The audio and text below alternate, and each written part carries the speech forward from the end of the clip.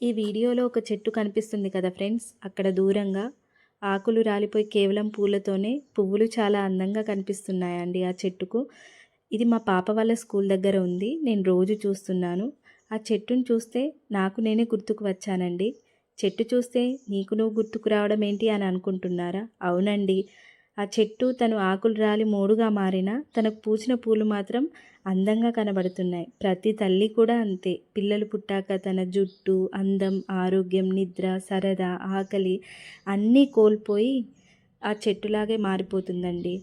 అందంగా లేని చెట్టులాగా మారిపోతుంది. కానీ ఆ పువ్వుల్లాంటి పిల్లల్ని మాత్రము ఆరోగ్యంగా, అందంగా ఈ సమాజానికి వారి ఎదుగుదలను చూపడానికి నిరంతరం కష్టపడుతూనే ఉంటుందండి ప్రతి తల్లి. ఈ విషయాన్ని ప్రతి ఇంట్లో భర్త కూడా గుర్తించాలండి. అందం పోయిందిగా, అందం లేదుగా అని భార్యను చులకనగా చూడకూడదు అని నా అభిప్రాయం అండి. నాకు మాత్రము అలానే అనిపిస్తుంది. అనుకుంటున్నారో కామెంట్ చేయండి, షేర్ చేయండి. ప్లీజ్ ఫ్రెండ్స్, సబ్స్క్రైబ్ చేయండి, సపోర్ట్ చేయండి. Please please please.